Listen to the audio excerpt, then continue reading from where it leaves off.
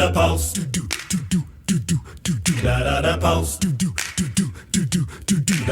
Townships interviews. Don't forget breaking news. The Pulse, the Pulse, the Pulse. Broadcast just for you. On today's episode, a Facebook group that's become a living archive for 500,000 memories, and a Thursday night gathering bringing Anglicans and Catholics together over the lives of the saints. 2 people, 2 communities, 1 region. I'm William Crooks, and this is the Pulse of the Eastern Townships Broadcast. Let's get into it.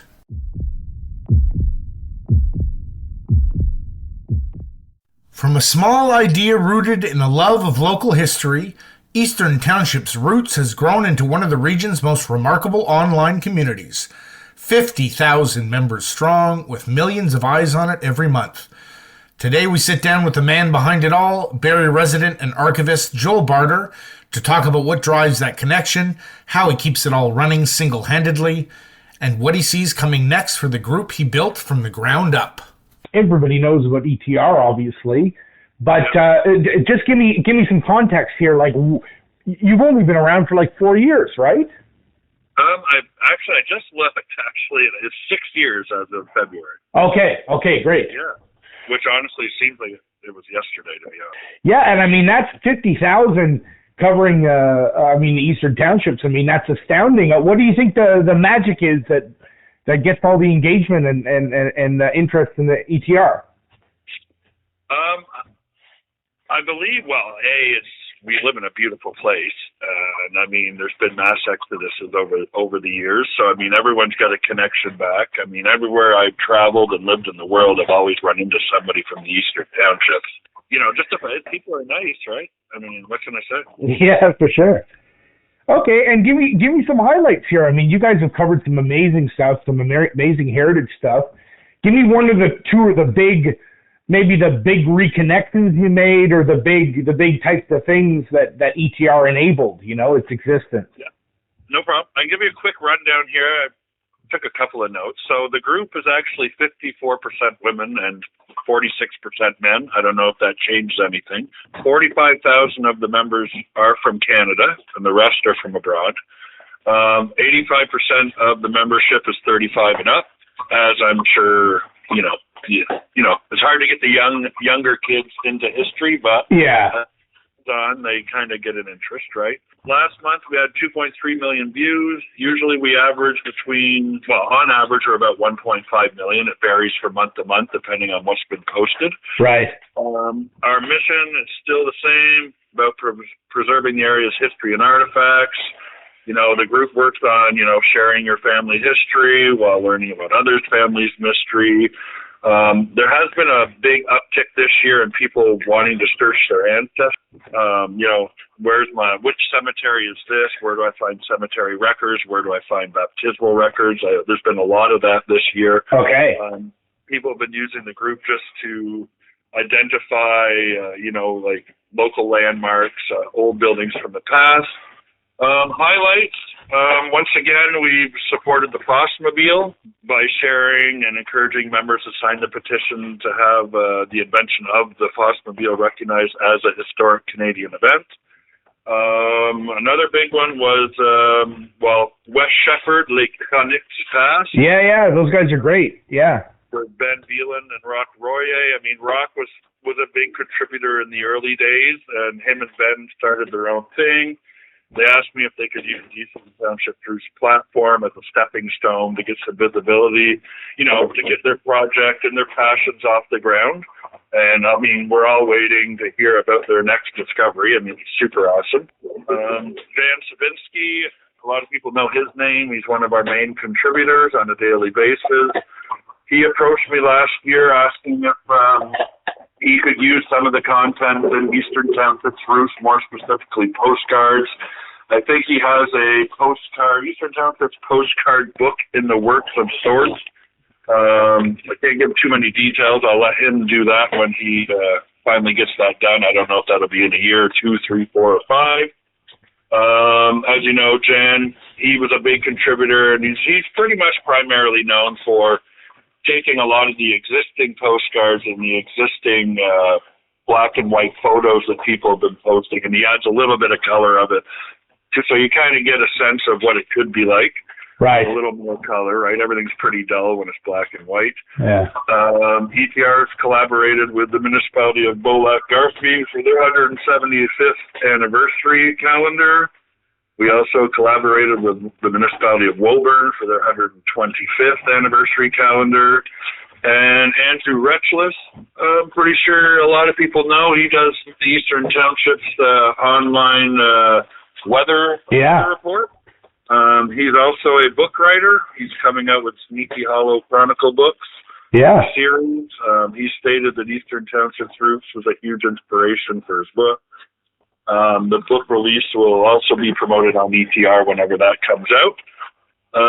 We provided lots of pictures and articles and information for the Journal de Saint-François, promoted the Stansted East Museum and trying to get a large number of votes to potentially win some money.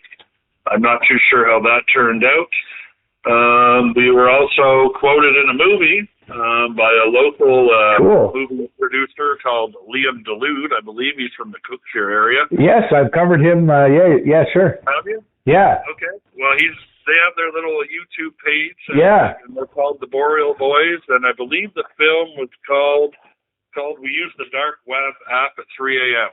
I watched it a few months ago, but I'll have to refresh my memory again. And then for the future,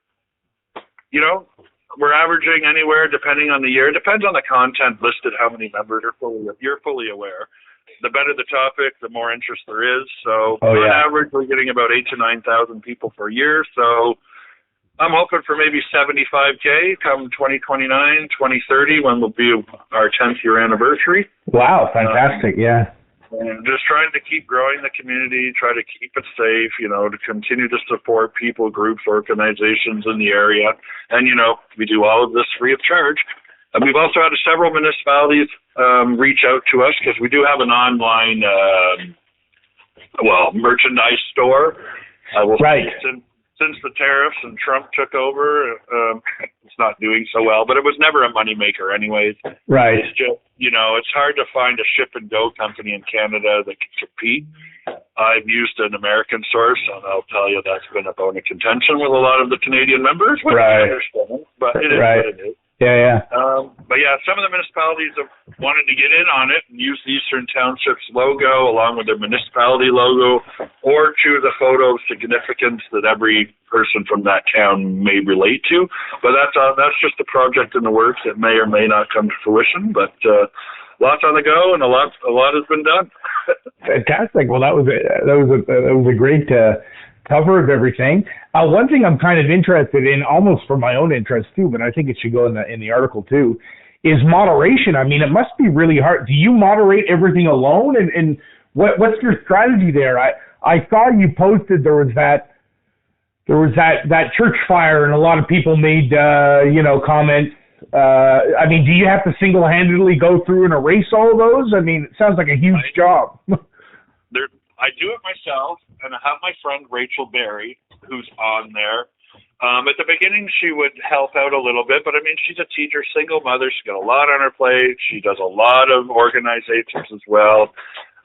But it was really pretty much like a safe space. So I used to comment on Facebook, and, you hear people talk about Facebook jail and all of this stuff. Right. So I won't lie, I was kind of scared that if I ever got banned, I'd lose the group or something. So, Rachel's there in case something happens.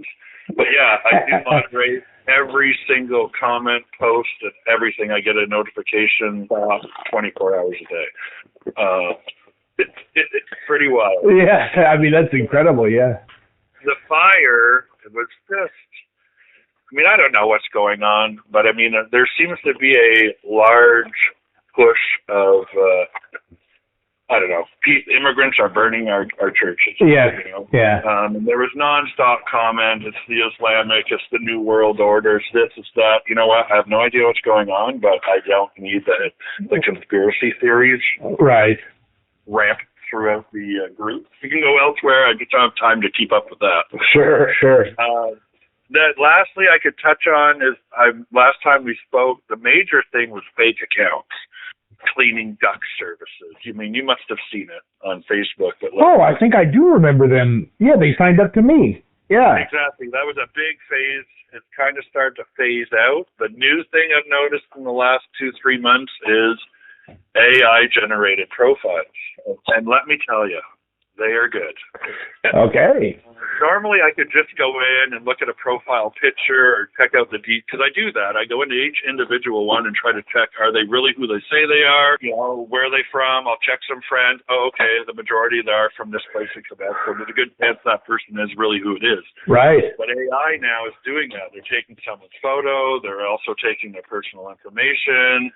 They're making fake accounts and making they're taking your guy's account and whoever their friends are. They're also like making up profiles to pretend they're friends. It's unbelievable. And they're joining like 5, 6, 7, 8 at a time. And what they're doing is that they're really just cloning the site and starting their own Eastern Townships roots, and there'll be 6 of them posting this and that. But I mean, I see. Okay. Going from a primary search, now it's more a secondary and a third level search, so it takes a little bit more time. Right. Like I said, it's only been the last few months. I've probably seen about 25, 30, but I mean, I can tell that's where it's at. I'll have to be vigilant. But I think it's a pretty good job so far. Right. Okay. And that's a lot. That's tons of great stuff. One more last little thing. What is your posting policy? I mean, can anyone kind of post? I mean, you vet everything that goes through, but what are your rules? Like, people can't sell things, right, unless they ask you. Like, what are your rules? Yeah.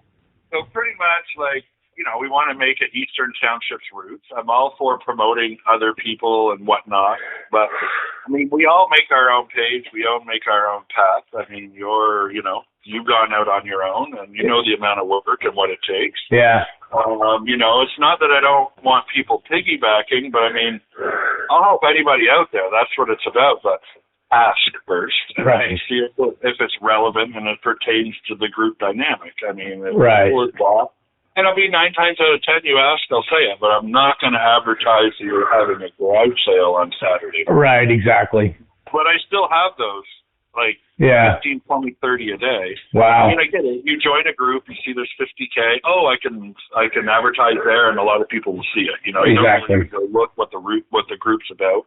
I get it, and I've probably done it in the road in the last 10 years myself. Okay. But, I try to help, historical societies if they want to help. Some don't. Some are like, no, we're going to stay on our own. But that's totally fine. I totally get that. If there's a community event that I know is important and, just getting it out there to 500 more people will make a difference, well, I'm going to do it, I mean, Great. I just I don't pick and choose, but I pick and choose. That was Joel Barter, founder of Eastern Townships Roots, a community that proves there's still enormous appetite for local history, local stories, and the kind of place that gets into your blood no matter how far you roam. If you haven't already found the group on Facebook, it's well worth a look. And if you enjoyed today's conversation, please subscribe, leave us a review, and share this episode with someone who loves the townships as much as we do. We'll see you next time on the Pulse of the Eastern Townships Broadcast.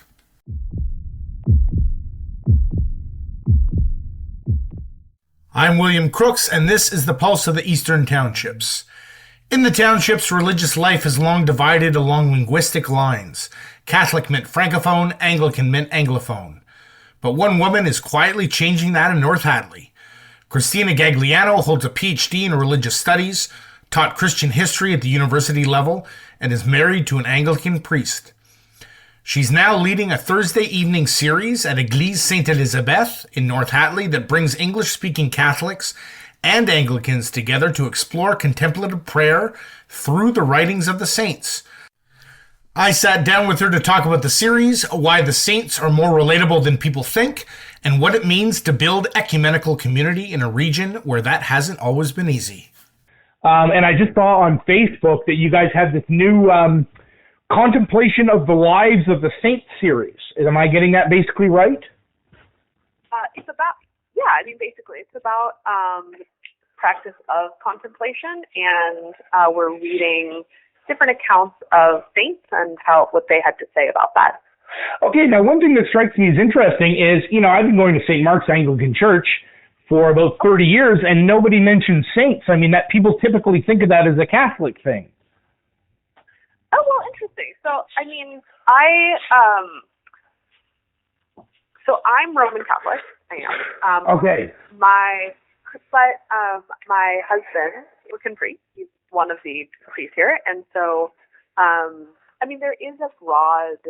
I mean, I'm not Anglican, so I don't want to speak for the Anglicans. There's, of course, a broad range of Anglican piety. And so there are many Anglicans who are very devoted to the saints, or interested at least in their lives. So with being married, it became kind of an interesting opportunity for ecumenical relations with the Catholics in the area to do events together, especially because there are fairly few opportunities for English-speaking Roman Catholics to do things. Yeah. In the township, there, yeah. Yep. Yeah. And that's something that was when I moved here, because I'm not from Canada originally. When I moved here, that was actually something that became very obvious, that in Quebec, religion falls along linguistic lines. That, to be Catholic is to be Francophone, and to be Anglican is to be Anglophone. And so we started it started with during Advent, we did a series on the Church Fathers, and at the Anglican Church at St. Barnabas in North Hatley, and a lot of Roman Catholic people came. A lot of the Anglophone Roman Catholics came. And so when we decided to do another series like this, we decided to do it at the Roman Catholic Church and kind of, go back and forth and continue the relationship. Sure, fantastic. Now, if people are interested in joining this, I saw some nice pictures, I guess, of the first session on Facebook. Yes. Okay, great. So I'll probably use those. It seems pretty well attended. I mean, lead me through what happens? Does somebody give a lecture? Does everybody read together and then talk? Like, what happens? Yeah, so I've been leading it. Before I moved here, I was a professor. I have a PhD in religious studies, so not completely random. And I taught Christian history. So again, I'm not a completely random. Yeah, just to be clear that it's not like just the priest's wife is doing something. Yeah. Yeah. So how it's been structured is I made a booklet for people that is free. People can have it. And I usually start by doing a history of a certain person or a certain period of time. And then we read an excerpt from something one of them has written, and then we discuss it together in group. So there is a brief kind of lecture portion, and then it's a lot of reading together and discussing a particular text. Okay, interesting. And what, who's your favorite saint? Oh my gosh. If you have one. Well, my patron saint is Catherine of Siena, so I feel like I probably should say her, but I have a pretty ardent devotion to Therese of Lisieux, among others. Okay, great. And how has learning about them and what they believed in their lives helped you in one or two ways, if you're comfortable talking about that? Yeah. I think people can often have the perception that saints are these kind of perfect, static people who, never had a doubt or never had a struggle or never were bored. So it's true. What makes saints is that they were human beings who lived lives like us, but overcame, boredom, struggle, hardship, adversity, oftentimes very bad things in their life. Right. And so I think making them relatable makes them people that are actually very compelling. Most human beings today are not living a unique experience in every regard. Most people have experienced very similar things to us. And in general, it's good to learn about how people dealt with the human experience. And these are people who did it oftentimes in a very exemplary way. Sure. Fantastic. So where does this take place? So it's taking place at St. Elizabeth in North Hatley. Right. And it's on Thursday evening from 5:30 to 7, and there's usually tea and like baked goods and things like that. Okay, fantastic. And everyone's welcome, right? I mean, you don't need to be. Oh, yeah. Right. Okay. Yeah. No. Like we have, and I mean, it is, sponsored by religious communities, but the topics that are covered are pretty broad. So the first session, we talked about Catherine of Siena, but a lot of it was a discussion on scholasticism and how the scholastic tradition developed as a robust philosophic tradition in the Western world. So people who are interested in history and philosophy would definitely get something out of it as well. Okay, fantastic. Okay, so I'll use pictures off of Facebook. Last thing sorry? I can also send you. Okay, sure. That shows the space a bit more. Okay, sure. And that would be great. And what else is going on in the deanery that I should keep my eyes open for in the next couple of months? Yeah, I mean, the big one is this is kind of like part one of a broader series. Deacon Sam, who is one of the Anglican deacons in the area, he's going to be doing a more practical workshop on meditation and contemplation. So this could be kind of viewed as a part one of what is the history and philosophy of it. And then there's going to be a more practical series run by Deacon Sam, probably in the summer. This is something that I know a lot of people are looking forward to. And then our regular soup lunches are always happening. Church services are happening. All that good stuff. That was Cristina Gagliano, who leads the Contemplation and the Lives of the Saints series every Thursday from 5:30 to 7 p.m. at Église Sainte-Élisabeth, 3115 Chemin de Capleton in North Hatley. Everyone is welcome, no religious background required. And keep an eye out for what comes next. Anglican Deacon Sam will be leading a more practical workshop on meditation and contemplation later this summer. If you enjoyed today's conversation, subscribe to the Pulse of the Eastern Townships wherever you get your podcasts, and find us online at pulsetownships.com.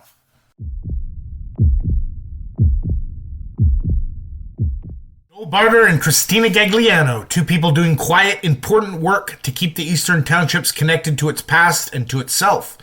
Thanks for listening to The Pulse. Subscribe wherever you get your podcasts and find us at pulsetownships.com. And always remember, keep that finger on the pulse. The Pulse. Da-da-da Pulse. Da-da-da Townships interviews. Don't forget breaking news. The Pulse, the Pulse, the Pulse. Broadcast just for you.